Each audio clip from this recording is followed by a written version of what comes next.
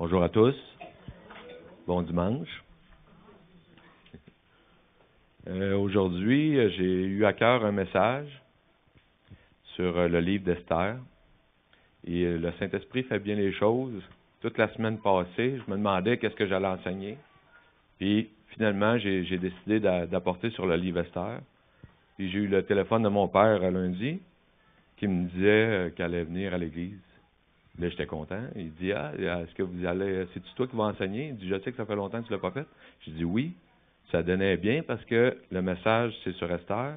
Puis le nom de ma mère, c'est Esther. Je trouvais que le Saint-Esprit faisait bien les choses. Donc, ça va être ça le message aujourd'hui. Je vais vous expliquer comment ça va fonctionner. On va faire une lecture comme que je fais à l'habitude. Je vais faire un petit résumé des textes. Je vais expliquer pourquoi aussi la confusion à la fin. Merci, Cédric. Je vais prendre une petite gorgée tout de suite. La bouche sec.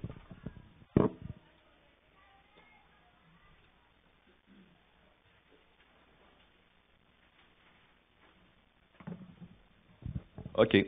On va commencer comme suit. On va faire la lecture dans Esther au chapitre 2. On va commencer. Esther, chapitre 2. On va lire à partir du verset 15.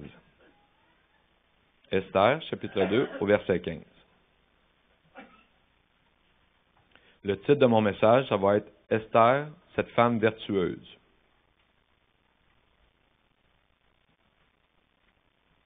Esther, chapitre 2, verset 15.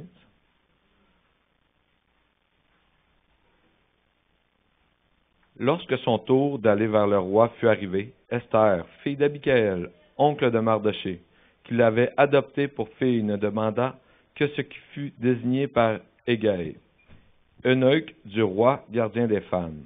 Esther trouva grâce aux yeux de tous ceux qui la voyaient. Esther fut conduite auprès du roi Assyrus, dans sa maison royale, le 10e mois, qui est le mois de Tébet, la 7e année de son règne. Le roi aima Esther plus que toutes les autres femmes, et elle obtient grâce et faveur devant lui plus que toutes les autres jeunes filles. Il mit la couronne royale sur sa tête et la fit reine à la place de Vasti. Maintenant, on va sauter au verset 19. La seconde fois qu'on assembla les jeunes filles, Mardochée était assis à la porte du roi. Esther n'avait fait connaître ni sa naissance ni son peuple, car Mardochée lui avait défendu. Elle suivait les ordres de Mardochée aussi fidèlement qu'à l'époque où elle était sous sa tutelle. Dans ce même temps, comme Mardochée était assis à la porte du roi, Bigtan et Teresh, deux eunuques du roi, gardes du seuil, cédèrent à un mouvement d'irritation et voulurent porter la main sur le roi Assyrus.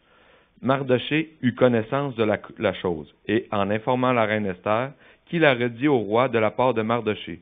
Le fait ayant été vérifié et trouvé exact, les deux eunuques furent pendus à un bois, et cela fut écrit dans le livre des chroniques en présence du roi. On va lire le premier verset au chapitre 3.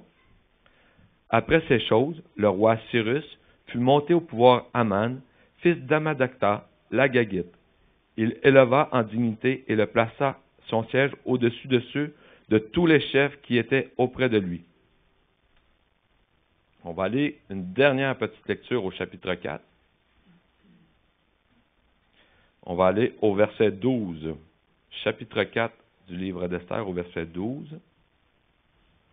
Lorsque la parole d'Esther eut été rapportée à Mardochée, Mardochée fit répondre à Esther, « Ne t'imagine pas que tu échapperas seul d'entre tous les Juifs parce que tu es dans la maison du roi.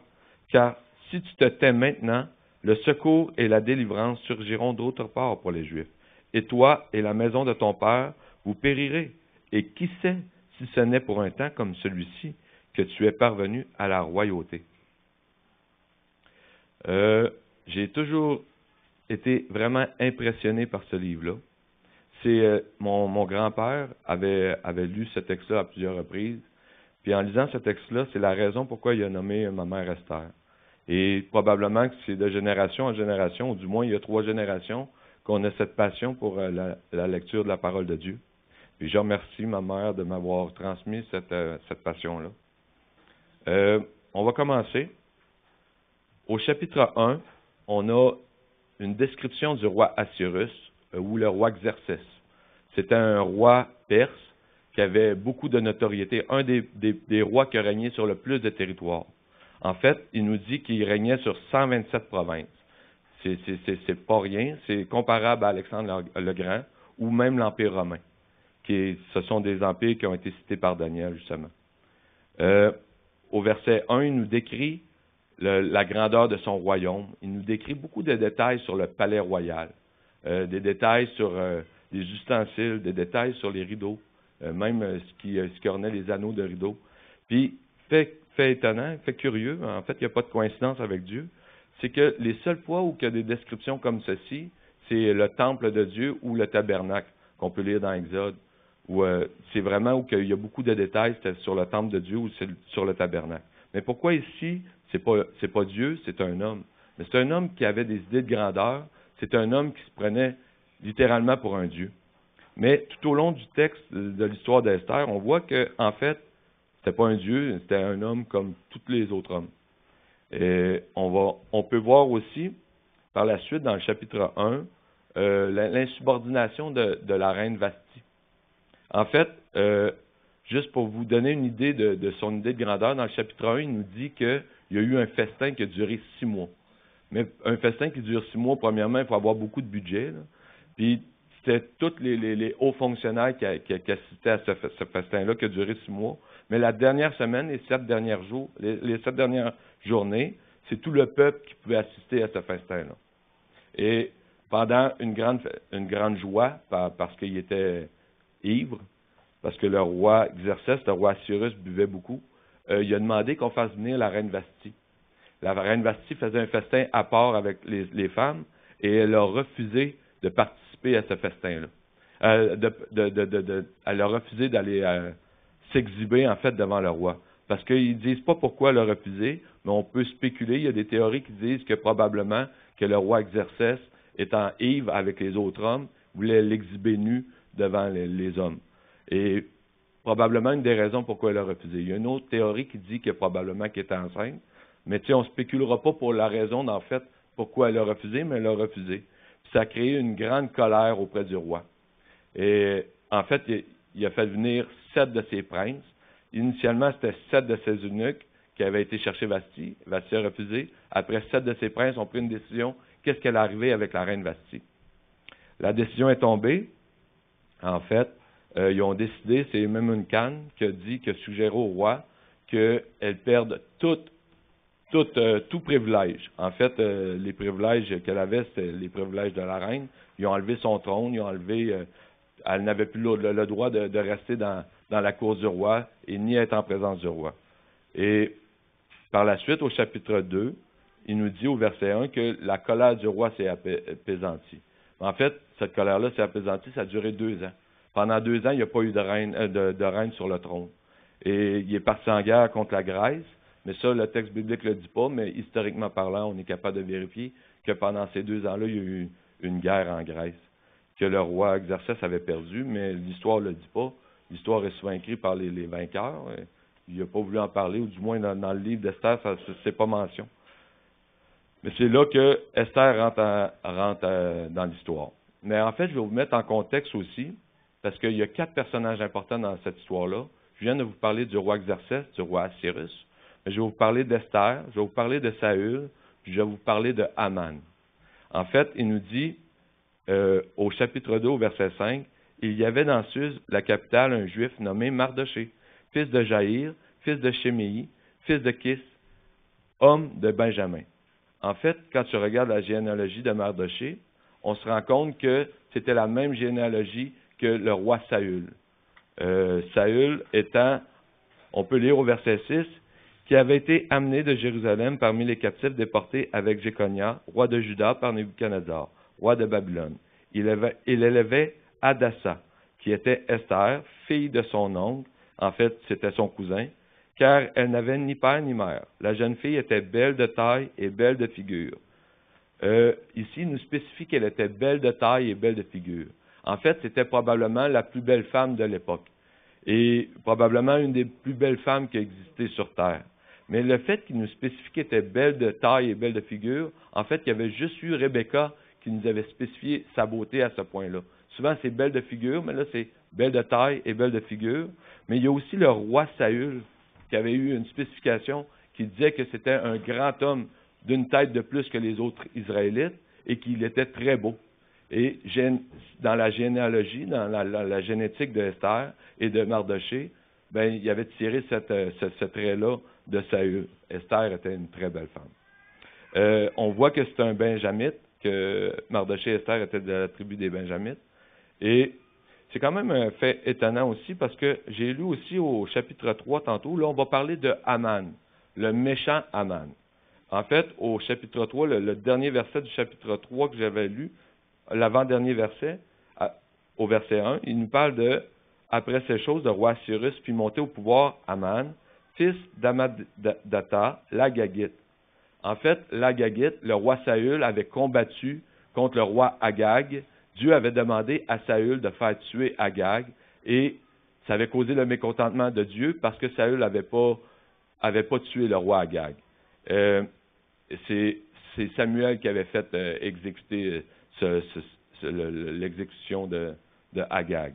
Et il y a le roi David aussi qui a eu plusieurs batailles avec les Agagites, puis il avait fait tuer tout le peuple des Amalécites, parce que les Agagites sont des Amalécites. En fait, Amalek, c'est la bataille avec Moïse. Quand Moïse avait les deux bras dans les airs, Josué qui combattait avec les Israélites avait le dessus sur les Amalécites. En fait, les Agagites sont descendants des Amalécites. Puis, fait curieux, dans Exode, je vais le lire rapidement, Exode chapitre 16, j'aurais dû mettre un post-it. Chapitre 17. Exode 17, au verset 16, il dit,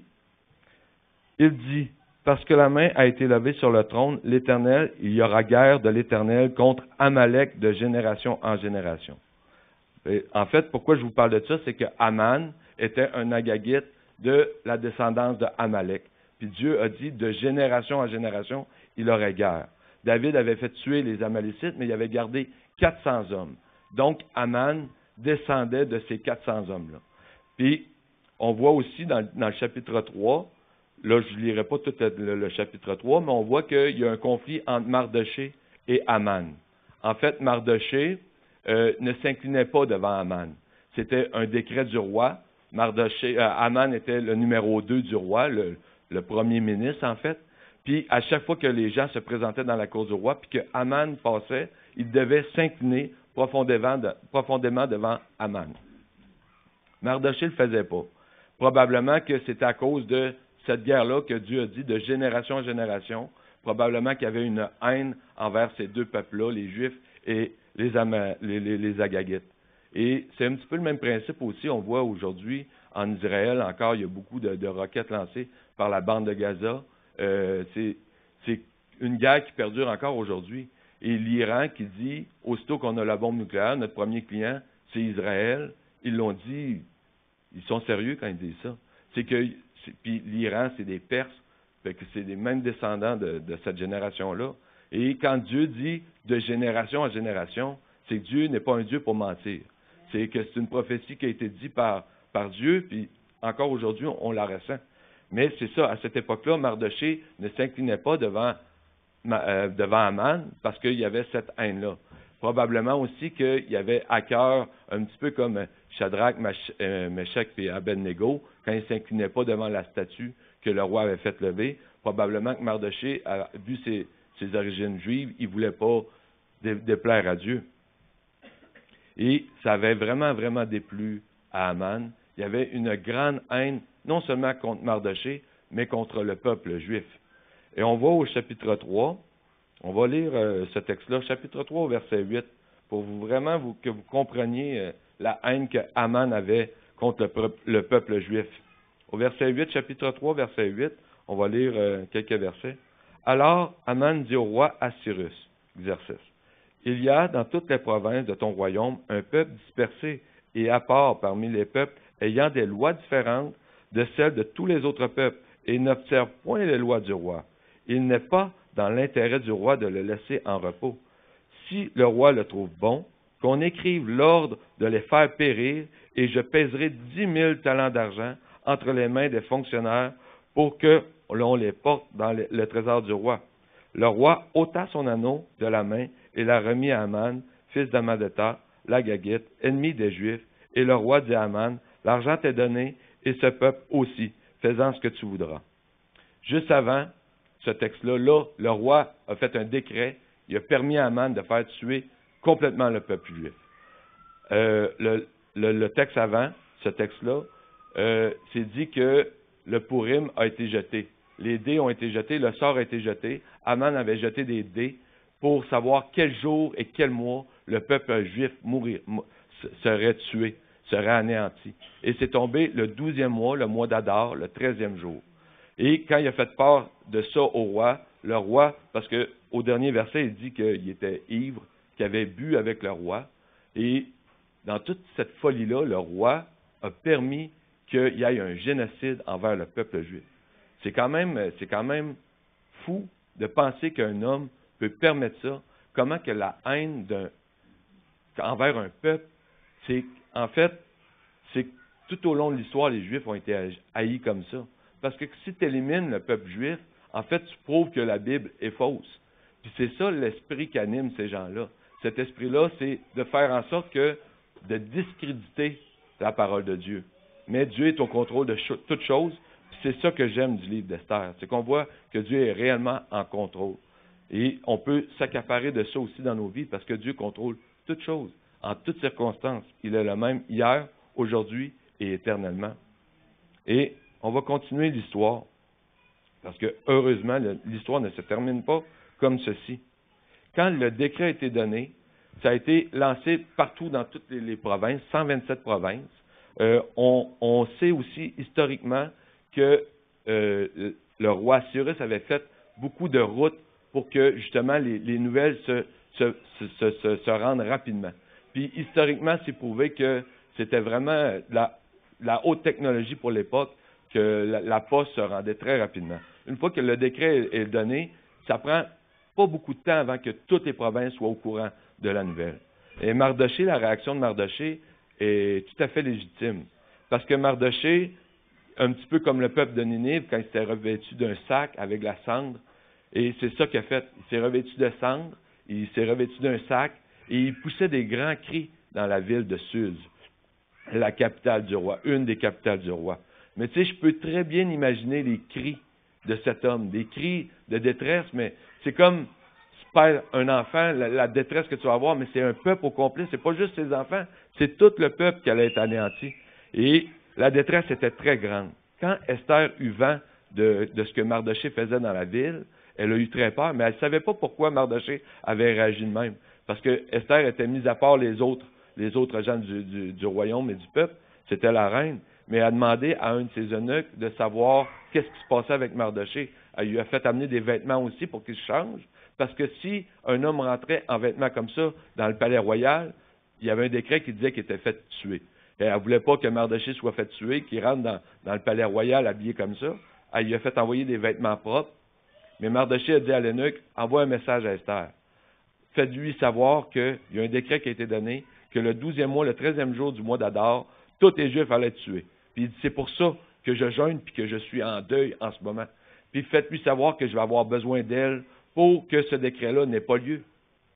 Et là, c'est là que l'histoire commence réellement, qu'il y a une tournure d'événements dans cette histoire-là.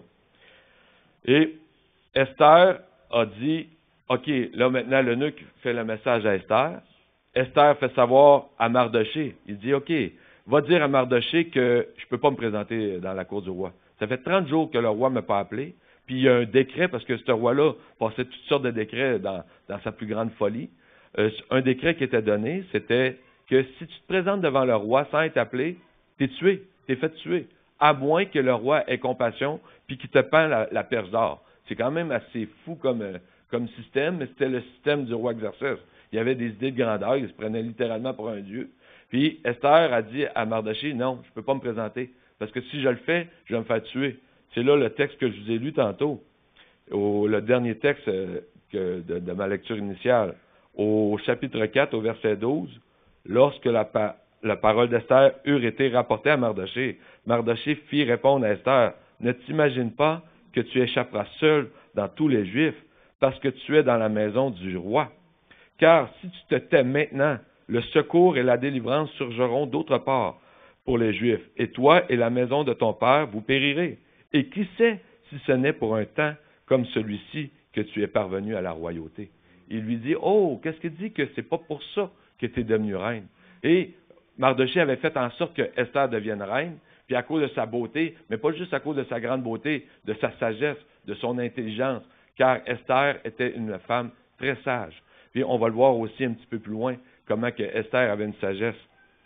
Quand ces paroles-là furent apportées à Esther, Esther a pris son courage entre ses mains et elle a fait savoir à Mardochée, par l'entremise de l'eunuque, qu'elle irait voir le roi. Mais elle a demandé une chose. Elle a dit, « Mardochée, toi et le peuple juif, ainsi que moi et mes servantes, on va jeûner pendant 3 jours, un jeûne à sec. » Et je n'ai pas mentionné, mais je vais vous le mentionner, tout au long du livre d'Esther, en aucun cas le nom de Dieu est mentionné.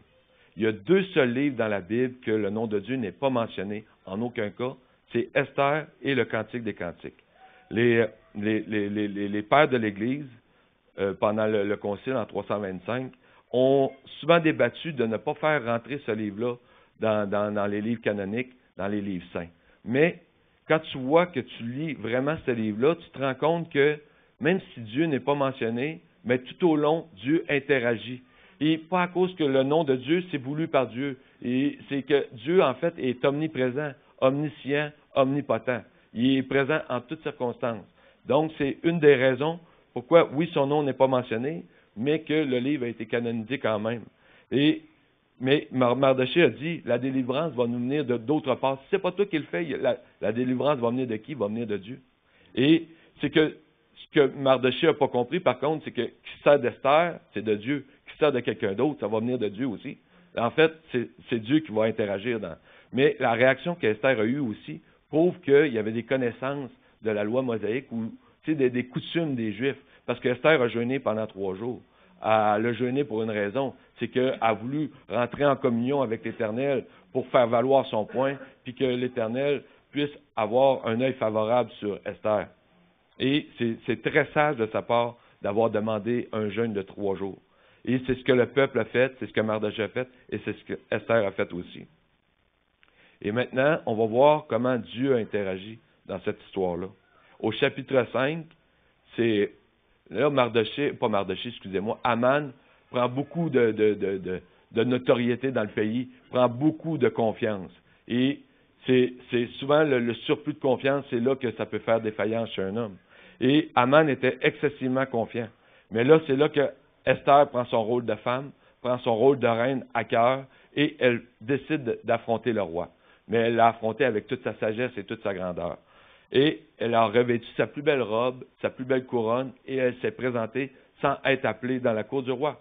Le roi a vu Esther, et il a été pris de beaucoup de compassion pour Esther.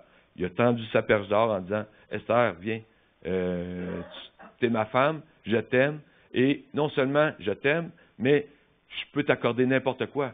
C'est que je t'aime tellement que je suis prêt à t'accorder la moitié de mon royaume. » C'est peu dire. Et Esther, dans sa grande sagesse, a répondu, « Oh mon roi, la seule chose que je vais te demander pour l'instant, c'est que ce soir, je te prépare un grand festin et que toi et Aman, juste nous 3, on participe à ce festin. » Et le roi a dit, « Ben oui, il n'y a pas de problème. C'est juste ça que tu me demandes. Moi, y aller. » Et il est allé. Et Aman aussi. Aman était content. Il était en présence du roi et de la reine. Et le festin a lieu. Le roi répond une deuxième fois, une deuxième reprise. « Si tu veux me demander ce que tu veux, vas-y, je suis prêt à te donner la moitié de mon royaume. » Mais ce que Esther a fait, c'est qu'elle a dit, « Mon roi, je vais te demander une autre chose, mais pas la moitié du royaume. Je vais te demander que demain, on puisse participer à un deuxième festin, toi, Aman et moi. Un deuxième festin, c'est juste ça que je vais te demander. » Mais quelle sagesse! Parce qu'elle aurait pu être impatiente et dire, « OK, c'est ma chance, c'est là. » Mais non, c'est pas en son temps, c'était au temps de Dieu. C'est jamais en notre temps. Souvent, on va demander des choses, puis on se demande pourquoi les choses n'arrivent pas, mais c'est parce que c'est pas en notre temps, c'est au temps de Dieu. Et le temps est venu la deuxième journée, mais avant que la deuxième journée arrive. Il s'est passé beaucoup d'événements. Aman est sorti du palais royal. Il était vraiment, mais vraiment heureux. Il était content de ce qui se passait, mais il a vu Mardochée, parce que la responsabilité de Mardochée, c'était de se présenter à la porte du royaume. Et il a vu Mardochée ne s'est pas incliné. Aman, irrité d'une grande colère, mais cette fois-ci, il ne l'a pas laissé paraître. Il a juste passé devant Mardochée. Parce qu'il s'est dit, je ne me fâcherai pas, parce que je vais gagner. Tu es échec, pratiquement et mat. Mais Dieu n'avait pas dit son dernier mot. Aman s'est rendu chez eux, à la maison. Il a fait venir sa femme, ses meilleurs amis, ses conseillers, puis il a fait part de ce qui se passait. Il a fait part de toutes ses richesses. Je suis l'homme, le deuxième homme le plus important du royaume, du monde, de ce monde-là, de cette époque. J'ai la richesse, la gloire, les honneurs. Il fait mention de ses fils aussi, comment ils sont puissants, ses fils. Il fait mention de toutes ses richesses. Mais il dit, je suis quand même si je suis supposé d'être l'homme le plus heureux, je suis malheureux, parce que Mardochée vit encore. Puis je veux faire mourir cet homme-là. Je ne suis pas capable d'attendre le 12e mois du 13e jour. Sa femme et ses conseillers lui ont dit, fais monter un poteau de 25 mètres devant la maison. Puis là, vu que tu es sur les faveurs du roi, fais demander au roi, pas au festin de demain matin, aussitôt avant le festin, fais demander que Mardochée soit pendu, puis il va être pendu. Aman, il dit, excellente idée. Il a fait monter un poteau de 25 mètres devant sa maison que tout le monde pouvait voir. Il savait qu'en faisant monter le poteau, il y avait quelqu'un qui allait être pendu. Et c'est ça son intention. Pendant ce même temps, le roi incapable de dormir. Et il dit, OK, je vais faire venir deux de mes eunuques de confiance, puis je vais leur demander de lire le livre des chroniques du royaume. Et c'est ce que les eunuques ont fait au roi. Ils ont lu les chroniques. Mais pas curieusement, parce que ce n'est pas une coïncidence. C'est l'histoire de Mardochée, le texte que j'avais lu au début, qui avait fait tomber le complot de deux personnes, deux eunuques qui voulaient faire tuer le roi. Et le roi lit ce texte-là, puis il demande à ses serveurs, qu'est-ce qui est arrivé à Mardochée? Y a-t-il eu la gloire et l'honneur qu'il mérite? Mais on lui a répondu non, il n'y a eu absolument rien. Puis Mardochée, lui, ça lui convenait. Il faisait pas ça pour la gloire et l'honneur. Il faisait ça par loyauté pour le roi. Mais là, le roi, il dit, OK, il n'y a rien eu. Il n'y a pas eu la gloire et l'honneur. Oh, ça ne marchera pas comme ça, là. Puis au même moment, Aman était dans la cour du roi. Le roi dit, qui est dans la cour du roi? C'est Aman qui est dans la cour du roi. Ben, faites-moi venir Aman. Aman, il est content, confiant. Il se présente devant le roi, très confiant. Mais, chose étonnante, il n'a pas eu le temps de dire ce qu'il voulait de faire tuer Mardochée. Que le roi, il dit, écoute Aman, si je veux donner la gloire et l'honneur à un homme, qu'est-ce que je dois faire? Aman, très confiant, il dit, oh, OK, c'est de moi qui parle. Fait que, OK, ben maintenant, je vais dire, qu'est-ce que moi je voudrais avoir?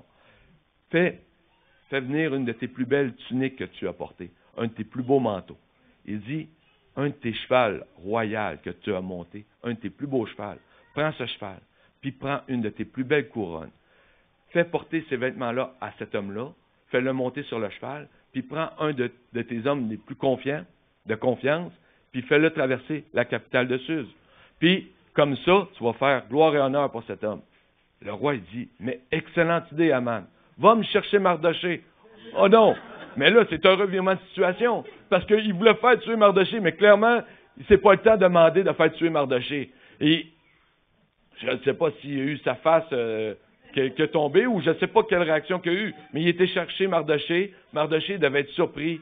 Et l'histoire ne dit pas comment que cet événement-là s'est passé, mais cet événement-là s'est déroulé quand même. Il a traversé la ville avec Mardochée sur le cheval. Puis il a crié « Gloire et honneur à cet homme, le roi veut le glorifier devant toute la ville. » Aman rentre chez eux. Puis il fait part de ça à ses meilleurs amis et à sa femme. Sa femme a dit « Oh, là, écoute, c'est parce que tu viens de t'abaisser devant un juif. Et là, pense pas que tu vas pouvoir remonter. Parce que probablement qu'il y a des histoires des Juifs qui s'étaient déroulées dans le royaume, qui voyaient que quand il avait été abaissé, mais qui finissaient par être relevés, ben que les faveurs étaient pour ces personnes-là. Mais là, il dit, tu t'es fait abaisser devant le Juif. Ouh, fais attention à partir de là, méfie-toi. Et au même moment, les eunuques, ils viennent chercher leur Aman, puis ils disent, OK, tu es invité au festin. OK, là, OK. Cet homme-là est extrêmement machiavélique, là. Et probablement qu'il s'est dit, j'ai encore une chance de m'en sortir, parce qu'il s'en est toujours sorti. Il dit, OK, c'est asseoir devant la reine Esther, puis devant le roi, je vais faire mention de ce qui se passe, je vais faire inventer une histoire sur Mardoché, puis je vais faire revirer la situation. C'est pas écrit dans la Bible, mais je peux présumer que c'est comme ça qu'il a réagi. Et le festin a lieu. Le roi, pour une troisième reprise, il dit à Esther, Esther, ô ma reine, je suis prêt à faire ce que tu veux. Demande-moi n'importe quoi, la moitié du royaume. Esther, dans sa grande sagesse, et elle a répondu, écoute mon roi, il y a un peuple qui va être exterminé le 12e mois, le 13e jour. C'est le peuple juif. Elle déclare, Mardoché, il avait dit, ne dis jamais que tu es juive. C'est là qu'elle annonce au roi, j'en suis une juive. C'était le moment exact qu'il fallait qu'elle annonce ça au roi. Le roi, pris d'une très grande colère. Mais c'est qui a fait décréter cette loi-là? Mais le roi, on voit que c'était quand même un homme excessivement stupide d'avoir oublié qu'il avait fait décréter un génocide. Et non, mais il faut être égoïste à un niveau extrême. Tu sais, ou bien il avait peur de la réaction d'Esther, je ne le sais pas, mais ivrogne comme qu'il était, je suis persuadé qu'il ne s'en rappelait même pas. Mais Haman, lui, il savait. Mais là, le roi est sorti de la cour du roi, mais en grande colère. Puis Haman, dernier espoir, parce que là, il n'y a plus rien à perdre. Il supplie la reine Esther, mais il la supplie. Mais Esther, d'après moi, elle ne bronchait pas. Puis c'est là qu'il s'est jeté sur le lit de la reine. Puis le roi est rentré au même moment. Puis il a crié, en plus, t'oses vouloir faire violence à ma reine. Et que là, à ce moment-là, les eunuques du prince Haman ont couvert le visage d'Haman. Parce que son visage devait faire une des pires grimaces de l'histoire. Parce que c'est un revirement de situation complet, là. Et ils ont couvert le visage de Haman. Ils ont dit, il y a un des eunuques qui dit, hey, mon roi, il a fait poser un poteau pour faire pendre Mardoché. Mais OK, mais quel homme stupide! Mais OK, t'es pendu là, ils l'ont pris, ils l'ont pendu. Ils l'ont pendu. Et c'est, en fait, quel revirement de situation. Et Dieu ne joue pas aux dés. Les dés ont été jetés au jour de Purim. Les dés ont été jetés. Haman avait jeté les dés. Il était au début de l'année, puis ça a tombé sur le 12e mois. Il y avait 1 an pour faire en sorte que le plan ne se passe pas. C'est parce que Dieu a permis. Dieu ne joue pas aux dés. C'est Albert Einstein qui avait dit ça, une des théories d'Albert Einstein. Il disait que Dieu ne jouait littéralement pas aux dés, parce que la création est parfaite. 1 degré d'inclinaison, puis on n'est pas ici présent. C'est que tout est parfait. Et le plan de Dieu est parfait. Dieu ne joue pas aux dés. Haman avait joué aux dés, mais Dieu ne joue pas aux dés. Et le jour des Purim, c'est que, en fait, il y a plusieurs fêtes constituées dans la Bible. Moïse avait constitué des fêtes, la fête des tabernacles, la fête de la Pentecôte, la Pâque. Mais il y a 2 fêtes dans la Bible qui n'avaient pas été décrétées par Moïse. C'est la fête de Hanouka, la fête des Lumières, qui est célébrée dans le temps de Noël, et la fête des Purim. C'est que encore aujourd'hui, il se commémore l'histoire d'Esther. Et cette fête-là est excessivement joyeuse. Vous pouvez mettre sur YouTube, écrire Fête des Purim Israël. Ils sont déguisés soit en Esther, soit en Mardoché, soit en Haman avec un œil de pirate ou des trucs comme ça. Puis les gens festoient parce que ce génocide-là n'a pas eu lieu. Puis encore aujourd'hui, 2500 ans plus tard, cette fête-là est encore fêtée aujourd'hui. Et c'est que Dieu a un plan, puis son plan est parfait. Et la raison pourquoi aujourd'hui aussi, je vous ai amené cette histoire-là, c'est que, rappelez-vous, comme je vous ai dit tantôt, Moïse avait dit à Esther, ne dis pas que tu es juive. Mais j'ai dit Moïse, Mardoché avait dit à Esther, ne dis pas que tu es juive. Mais quand Mardoché il a dit, OK Esther, il faut que tu te présentes devant le roi, parce que pense pas que toi tu vas être épargné. Esther aurait pu dire, mais c'est parce qu'il n'y a personne qui sait que je suis juive. Puis quand même bien que le roi apprendrait que je suis juive. Il ne créera juste pas si je dis que c'est pas vrai. Fait qu'elle aurait pu fuir ses responsabilités. Mais elle a quand même fait face à ses responsabilités. Elle a risqué sa vie. En fait, c'est que Esther, dans le livre d'Esther, il ne nous mentionne pas qu'elle était mère. Mais il y a juste le cœur d'une mère pour agir comme ça. Par amour pour ses enfants, une mère va sacrifier tout. Mais par amour pour le peuple juif, Esther était prête à tout sacrifier. Et c'est la raison pourquoi j'avais à cœur cette histoire-là aujourd'hui. C'est que Esther avait le cœur d'une mère, même si elle n'était pas mère. Pour être mère, pas besoin d'avoir porté des enfants. Pour avoir du moins le cœur d'une mère. Pour être mère, il faut avoir porté. Mais le cœur d'une mère, c'est dans le cœur de chaque femme. Quand je pense à ma Madonna, quand je pense à ma sœur Myriam, qui n'a pas eu le privilège d'avoir des enfants, mais elle serait prête à tout pour sacrifier pour Élisabeth ou Jérémie. C'est ça le cœur d'une mère. Mais vous avez ce privilège-là. Puis quand je vois vos enfants à l'école du dimanche, honnêtement, c'est un privilège d'enseigner à vos enfants. Parce qu'ils ont cette passion-là. Ils posent des bonnes questions. Puis je vous dis, là, vous êtes des bonnes mères. Je le vois en haut. Je le vois. Ces enfants-là sont bien élevés. Puis je tiens à vous féliciter. Chacune d'entre vous.